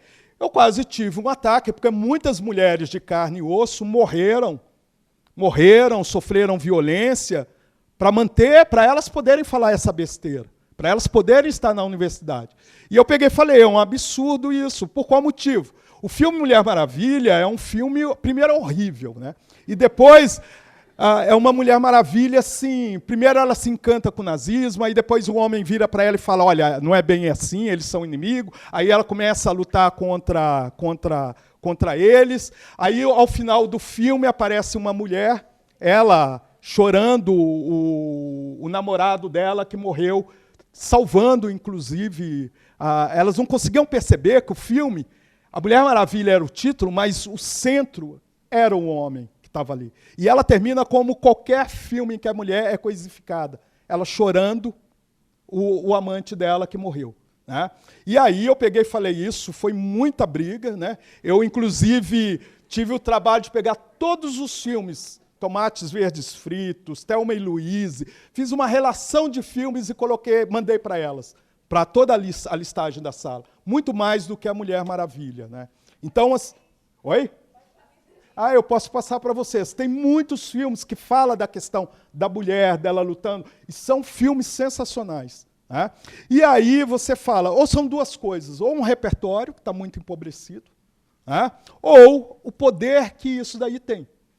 Talvez elas confundiram o seguinte, as personagens femininas, elas têm uma diferença das personagens masculinas. Os personagens masculinos, eles são mais agressivos. O X-Men mostra muito isso, né? Então, tudo deles é destruir tudo que eles veem. Tem aquele que tira o óculos, tem o das navalhas lá, como é que chama? O Wolverine, né? As personagens femininas, elas têm uma característica, como eles trabalham muito pegando a questão das mitologias, por isso que tem um impacto tão grande para a gente, as personagens femininas, elas transformam os elementos da natureza. Então, por exemplo, você tem personagem que vai congelar a água, tem personagem feminina que vai fazer telepatia, a própria Mulher Maravilha tem um laço da invisibilidade da verdade. Dificilmente essas personagens matam. E mesmo quando elas matam, como a Era Venenosa, né? A Era Venenosa, o que ela faz? Ela faz manipulação da natureza, ela é uma espécie de uma bruxa, né? Ela faz manipulação da natureza para envenenar os seus inimigos, né? E nesse filme da Mulher Maravilha, ela matou muita gente, que é diferente de muitos personagens desse período, né? Assim, como construção. Tá certo. E tinha alguns outros elementos aí de publicidade, mas... Isso. Aí depois a gente pode abordar. Essa imagem... Só uma coisa, por exemplo, essa imagem, o que ela remete para vocês? Oi? Ama de leite, né? Então, assim, ela apareceu primeiro na Europa, na Itália, né? Porque o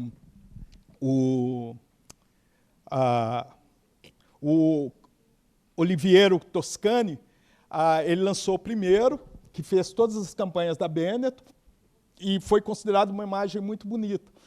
Até pelo vermelho, a pele da mulher, a pele da criança contrastando. Mas no Brasil os cartazes amanheceram, os outdoors, né, amanheceram pichados assim, mucamas nunca mais. né? Então, assim, o quanto que essas questões da mídia, né, elas vão dizer diretamente a determinados grupos. Por isso que a mídia está começando a ter que mudar. Por quê? Os grupos das diversidades começaram a se tornar sujeitos. Então, já não é mais possível. Teve uma cena nessa telenovela que está passando agora, das 9, na Rede Globo, que é... Como é que chama? Não Bom Sucesso, uma outra, da boleira. A Dona do Pedaço. Eu estava lendo o seguinte, tem uma personagem trans na novela, nessa telenovela, que trabalha lá na fábrica da Maria, fazendo bolo.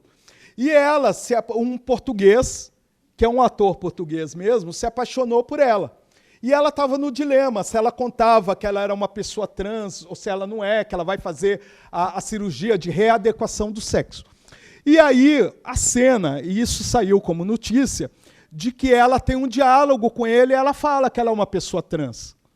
E aí, eles colocaram o diálogo original, que ele fala que deseja que ela morra, e uma série de coisas. E aí, a cúpula da Globo exigiu que o autor da novela reescrevesse, porque estava muito agressivo e traria problemas para a emissora. Aí eles amenizaram o diálogo. O que isso significa? Que os grupos das diversidades estão começando a interferir dentro dos veículos de comunicação. Né? Então, assim, e muitas vezes estão produzindo a sua própria comunicação. Então, você tem muitos blogs, tem uma série de coisas. Então, hoje, por exemplo, os meus alunos de jornalismo, eu posso contar nos dedos quantos assistem à televisão. Eles não assistem televisão. Né? Às vezes eu estou dando exemplos em sala, né? Eles nem sabem o que está acontecendo. Teve um dia que eu até falei, poxa, vocês que nasceram nos anos 90, né? Aí eles começaram a rir, olharam para mim e falaram, professor, nós somos dos anos 2000. Né? Então, eles não assistem televisão, eles estão perdendo referências, né, do que está acontecendo, mas tem um detalhe, eles estão fazendo uso da comunicação que eles conhecem. Né? É uma pena, porque eles poderiam pegar os clássicos, né, e fazer coisas melhores, né? Mas eles estão fazendo a própria comunicação. Por isso que os canais abertos estão desesperados, porque estão perdendo público. E eles estão assistindo muito Netflix. Né? Então, assim, assistem todas as séries do Netflix. Né? Então, é uma mudança que a gente vai ter que pensar também. Bom, eu agradeço. Tem muito mais coisa para falar, né? Espero ser convidado outras vezes. E vocês também irem lá nos nossos eventos também, né? Lá em São Paulo. Né? Obrigado.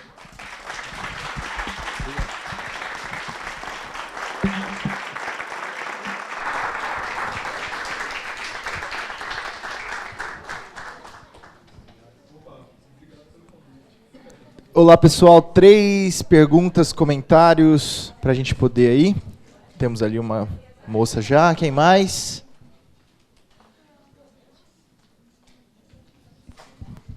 Oi, professor. Boa noite. Muito obrigada pela palestra.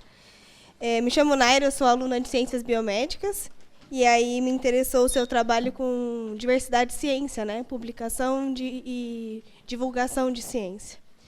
Mas o que me incomoda um pouco, sempre que a gente fala de divulgação de ciência, é que a gente fala da bolha para bolha, né? E aí você faz um programa que é super legal, que pode acrescentar muito na discussão e no debate, né? Só que ele é feito no Jornal da USP, que você mesmo falou, nem sei se as pessoas ouvem o Jornal da USP. Rádio USP, exatamente, desculpa. E aí eu fico pensando, como que a gente poderia fazer para fugir disso, né? Talvez, até pegando um pouco do que você disse, do esvaziamento dos termos, usar alguns termos hoje em dia, tipo machismo, feminismo, assusta as pessoas que são do mundo real, que não estão na bolhas que nem a gente, né? E aí, como a gente faria para tornar a divulgação mais acessível e melhor atingir quem realmente precisa fugir da ignorância, não no sentido pejorativo da palavra. E aí, uma outra pergunta que eu gostaria de fazer, já pegando o gancho, que você disse da liberdade de empresa, né? Que a gente acaba, querendo ou não, consumindo muito desse material produzido, polarizado e enviesado. E aí eu fico pensando, né? Então a gente agora só vai consumir jornalismo independente. Seria essa a solução? Ou o que a gente pode fazer também para sair um pouco disso? Pensando que, às vezes, só partindo do senso de que a gente tem que desenvolver um senso crítico para ver as coisas não é suficiente. Parece muito utópico a gente falar, não, você tem que ser crítico a hora que você vai ler as coisas. Não é tão simples, sabe? A manipulação das ideias, às vezes, a gente acaba ficando meio perdido ali. Então, como a gente faria para resolver isso?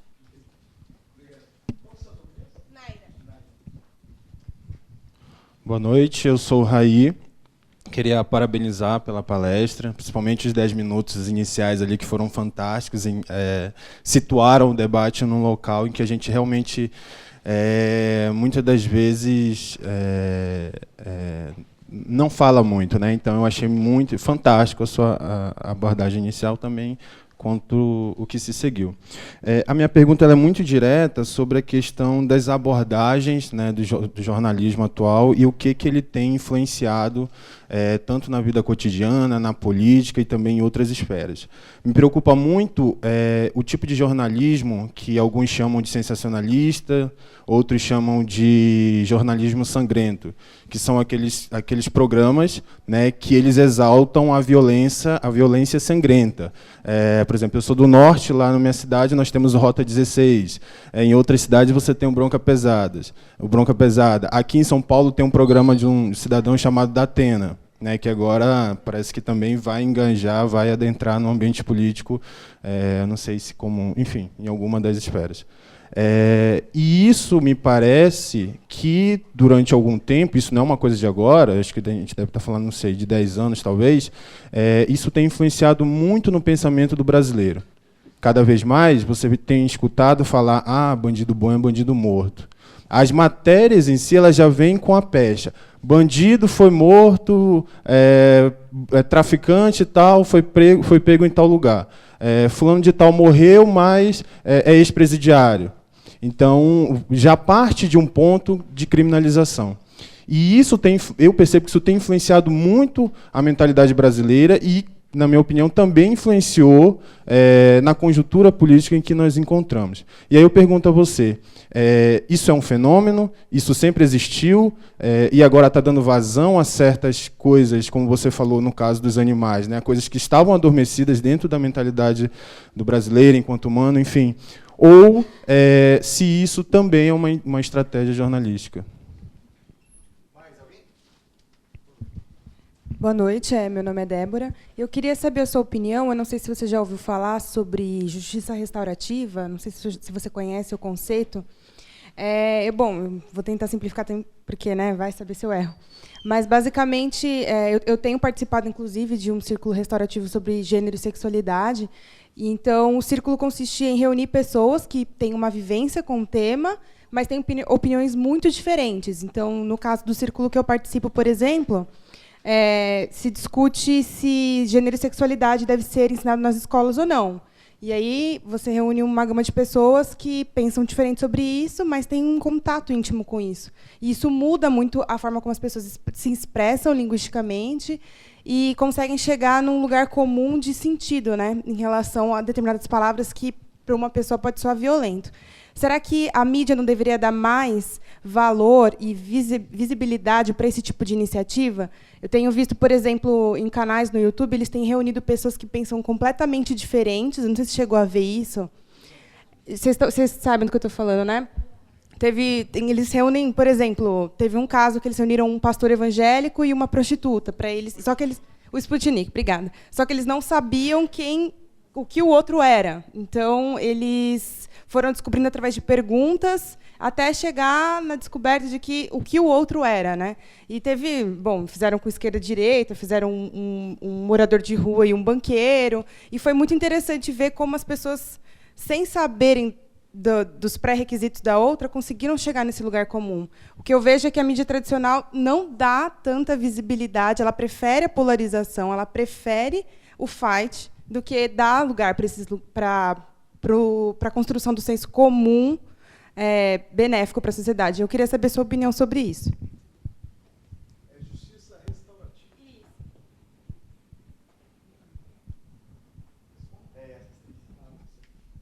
Bom, eu vou começar respondendo a Naila, né? A questão da divulgação científica é algo bastante complexo, porque a gente tem um grande guarda-chuva chamado difusão científica. Então, assim, nesse guarda-chuva estão a disseminação científica, por exemplo, os textos de direito, os artigos que você lê, pertencem ao universo da disseminação científica. Então, é uma linguagem técnica, uma linguagem que já tem todo um jargão que poucas pessoas vão dominar, as pessoas da área vão dominar. A divulgação científica ela é muito ampla, porque ela envolve os livros didáticos, ela envolve o cinema, ela envolve a mídia. Então, assim, é tudo aquilo que possibilita você entender melhor os fenômenos. Muitas vezes, você tem desenhos animados, quem tem mais de 40 também deve se lembrar dos Jacksons. Era um desenho que passava chamado Jackson. Talvez ele esteja sendo passado novamente, né? Mas assim, eu assisti aquilo dali quando criança. Naquele desenho se falava do uso do celular, se falava de tudo que a gente tem hoje estava colocado ali. Então, a ficção, muitas vezes, ela cumpre o papel de divulgação científica e não faz a gente ficar tão assustado com o que está por vir. Então, por exemplo, a gente já viu tanto teletransporte que no dia que aconteceu o teletransporte, a gente já está habituado. Então, a divulgação científica ela faz a gente ter uma sensação, né, das coisas que estão por vir. Dentro do jornalismo, aí você citou uma coisa muito interessante e que a USP e demais universidades precisam repensar. Por qual motivo?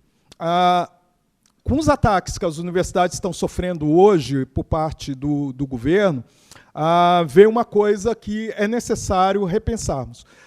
Por qual motivo a sociedade não tomou a nossa defesa, o restante da sociedade? Por qual motivo as pessoas têm tanta raiva da USP, das universidades de ponta, né? USP, Unesp, Unicamp? As pessoas têm raiva, falam que não fazemos nada, né? O que será que está acontecendo? Será que estamos valorizando a extensão universitária? Será que a gente está dando o retorno social daquilo que a gente está produzindo? Produzimos muitas coisas, né?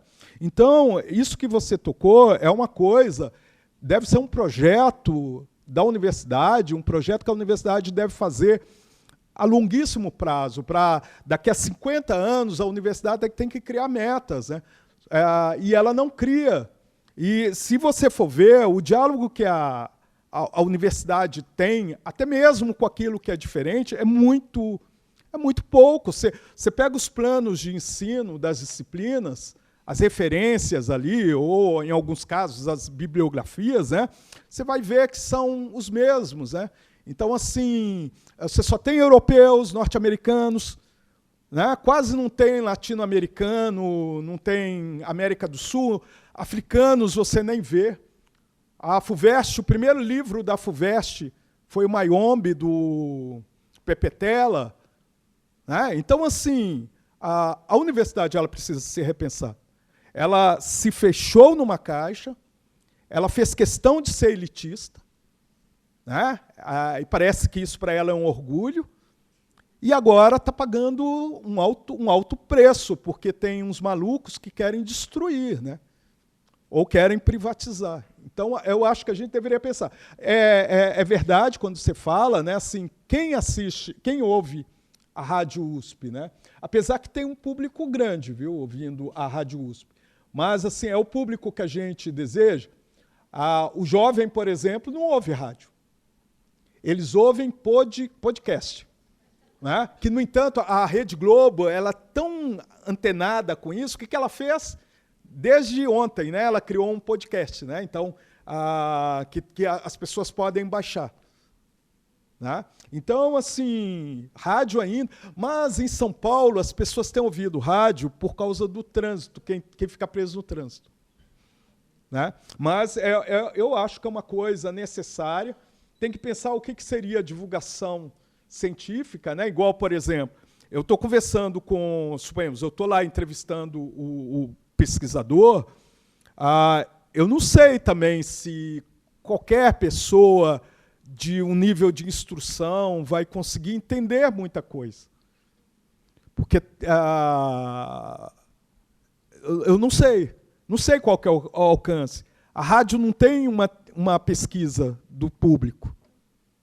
Né? Mas eu penso, acho que você tem razão nisso, acho que a divulgação científica é um problema.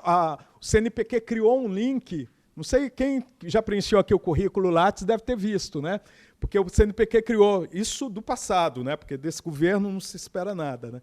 Mas no passado, ele já tem uns 4 anos, ele criou um link lá que o seu artigo é de divulgação científica, a sua extensão universitária é divulgação científica, aí você até duplica, né, se tiver esse viés, né, de divulgação científica. Mas acho que você tem razão, acho que o jornalismo ele precisaria repensar muita coisa. Mas, por outro lado, a gente tem matérias produzidas por grandes veículos que elas são interessantes. Você lembra quando 50 anos de ida para a Lua, né? Então tem muito infográfico. Então depende também muito, né? Assim, né? E você também perguntou sobre o jornalismo independente, ou jornalismo feito por grupos, né? Por segmentos. Né? Aí a gente tem 2 coisas, né? Assim, precisa também ver. Jornalismo nunca vai ser independente, né? Tem isso também. Né? E você pega, por exemplo, um jornal sindical, suponhamos, você pega o jornal do Sintusp, pega um jornal sindical, você fica meio chocado de ver, as pessoas colocam lá, não estou fazendo uma crítica ao Sintusp por acaso, mas você lê lá assim, reitor roubou, né? Colocam coisas assim que eticamente não se faz. E eu não sei como esse jornalismo sindical se acha no direito, muitas vezes, de fazer acusações, né, sem provas, né, ou ser tão agressivo. Né? Então, eu acho que o jornalismo sindical precisaria ser repensado. Né? Mesmo o jornal da FENAGE, que é do Sindicato de Jornalistas também, precisaria ser repensado. É um jornal que, às vezes, você lê a matéria lá, você fala, nossa, mas não pode, né, sair assim. Eu acho que uma outra coisa que tem acontecido com o acesso à internet, então as pessoas começaram a poder falar. Né? As pessoas começaram a ter voz. Aí você tem 2 elementos interessantes. Né?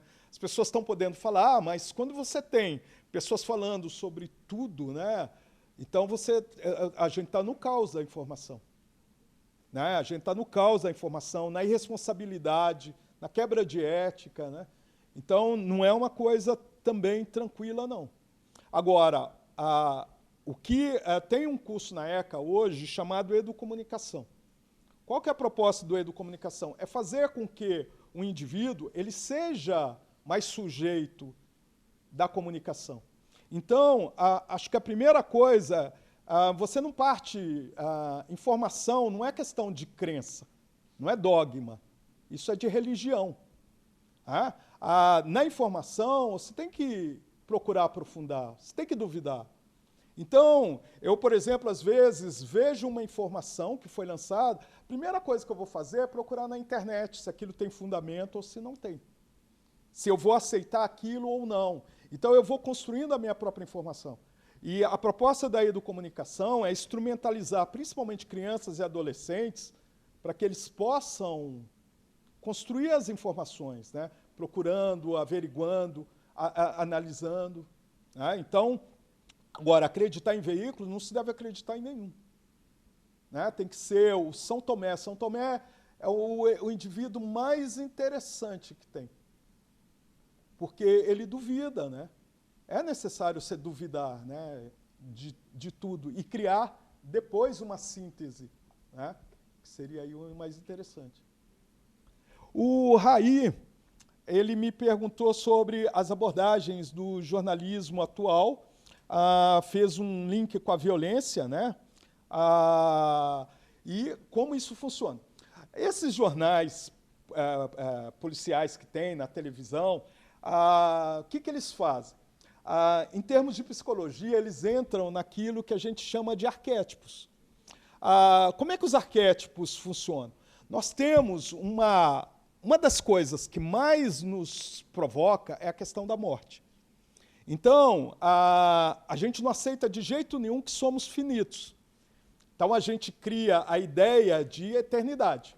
Aí a religião vem com a eternidade, aí o indivíduo ele vem e quer ter... O mundo já está cheio de gente, né? Era para as pessoas pararem de ter filhos, né? Por que as pessoas não querem parar de ter filhos? Porque elas têm uma sensação de que o código genético delas vai seguir, elas vão se tornar eternas, né? Porque elas querem construir obras, porque a ideia de eternidade ela é muito marcante. Para você poder ter uma ideia de como isso funciona, logo depois da Segunda Guerra Mundial, quando Hiroshima e Nagasaki foram destruídas, né, você começa a ter as grandes empresas fotográficas, né, Fuji, Kodak, né, e aí os japoneses até se tornaram estereótipo, porque eles saíam viajando pelo mundo, eles começaram a viajar muito o mundo, e eles o tempo todo estavam batendo foto, mal a gente sabendo que décadas depois, né, estaríamos fazendo o tal dos selfies. Né? O que isso significa? Eles passaram por um trauma coletivo tão grande que eles têm a necessidade de registrar o tempo todo. Eu não posso resumir a mim porque eu posso terminar, então eu transfiro para a máquina. Inclusive, Jung, ele fala, logo quando foi estourar também a Segunda Guerra Mundial, ele fala que os pacientes dele chegavam e falavam que estavam sonhando com muito sangue, com muita morte e tudo mais. E ele fala do inconsciente coletivo. Né? É uma coisa até para a gente se preocupar. Por qual motivo é preocupante isso, se a gente for pegar do ponto de vista da psicologia junguiana? Por qual motivo estamos fazendo tanto essa mediação? Você está comendo, você bate foto. Você está num show, você bate foto. Você não para de bater foto. Isso significa, segundo Jung, que no inconsciente coletivo tem uma sensação de que vai terminar, que nós vamos ser exterminados, vamos sumir. Por qual motivo a gente quer registrar tanto tudo? Então, quando você fala da violência, esses programas falam da violência, eles nos criam, em mim não, que eu não gosto desses programas, mas eles criam nas pessoas uma ideia de segurança. A violência está acontecendo com o outro, não comigo. Porque se, de repente, as pessoas começarem a pensar que a violência vai acontecer com elas, elas param de assistir. Elas só conseguem ver a miséria ali no outro. Né? Então, ela realiza no outro, ela encontra conforto no outro. E tem mais um outro detalhe, né? Você, quando pega a violência e não contextualiza, né, e não faz conexões, você passa a achar que o problema da violência é o bandido. E o bandido nem sempre é o problema da violência. Né? Ela tem outros elementos. Né? Então, esses programas, eu acho que eles lucram muito. Tinha um jornal chamado Notícias Populares, quem tem mais de 40 também deve lembrar, né? Que era em São Paulo. Era um jornal que ele trabalhava, um jornal muito inteligente, saíram várias pesquisas. Ele trabalhava com 2 elementos na capa. Ele colocava cadáver, que ele chamava de presunto, e colocava uma mulher pelada. Olha para você ver, trabalhando Thanatos e Eros. É sensacional. Em termos, era um jornal meio tosco, era do Grupo Folha de São Paulo. Ele trabalhava com esses 2 elementos, que são elementos da essência humana. Eros e Thanatos. Thanatos é o deus da morte. Né? E ele colocava o tempo todo isso daí. É um jornal que vale a pena ser resgatado, pesquisado. Era sempre isso aí. Por quê? Thanatos e Eros são 2 elementos que nos perseguem. Né? O tempo todo. E Freud chegou a dizer, nós temos pulsão de vida e pulsão de morte. O equilíbrio entre eles é que faz a gente viver. Quantas vezes você já desejou morrer? Né? Quantas vezes? Tem pessoas que desejam morrer e acabam morrendo, se matando mesmo. Mas, por exemplo, quantas vezes você fala assim, a vida não tem nenhum sentido, não... mas aí vem a pulsão de vida. Né? Esse equilíbrio, pulsão de vida, pulsão de morte. E esses programas, eles trabalham isso daí. Você pode ver que eles têm uma estrutura interessante, porque eles falam da morte, morte, morte, mas eles não falam da morte o tempo todo. Aí eles colocam o cachorrinho herói, ele coloca alguma coisa cômica, né, para procurar aí o equilíbrio. Mesmo os telejornais, eles começam falando só de violência, violência, de repente eles vêm com uma história de superação. Né? Então, por quê? Você precisa equilibrar pulsão de vida e pulsão de morte. Agora, eu acho um terror esses programas. E são programas chatos, né? Então, assim, o cara começa a falar, aconteceu tal coisa, aí ele vai, aconteceu, aí ele vai pingando as informações. Né? Eu acho que são programas muito chatos, assim. Né? Preferia você assistir um filme, então, violento, que lucra mais. Né? Eu não sei, mas eu acho que eles têm essa questão que passa pela subjetividade, pelo inconsciente coletivo. A ideia de que eu preciso da morte do outro para eu me sentir vivo. Eu preciso saber que o outro está numa situação péssima para eu entender que a minha situação não está tão péssima. Por isso que atrai tanta gente, né? E acaba sendo... Aliás, tudo, numa sociedade capitalista, tudo é capitalizado. Você quer ver uma coisa que é muito chocante? Você tem... As publicidades hoje, elas não querem vender diretamente produto. Elas vendem conceitos associados aos produtos. Então, você tem publicidades que são lindas, né? Que falam de integração, de afeto, não sei mais o quê, e depois vem a assinatura da empresa. Então, os nossos afetos, eles se tornaram mercadoria, né? Foram reificados. Tudo virou mercadoria. Nós somos mercadorias ambulantes. Aqui, ó, tem um símbolo aqui. Né? O relógio tem um símbolo. O tempo todo a gente está com marcas. Né? Aqui tem um símbolo. Ou seja, você paga e ainda para divulgar. Né? Então, eu acho que nós viramos mercadoria. E tem um detalhe, né? Nós nos tornamos midiáticos. Né? Antes a gente estava andando nas ruas, tinha as câmeras, né, que nos filmavam. Hoje a gente faz isso por conta própria, né? A gente quer ser midiático, criar uma... Então eu acho complicado isso. Né? A Débora, ela falou sobre a justiça restaurativa, achei interessante, só não entendi qual que é o processo final. As pessoas discutem, e aí? É só terapia?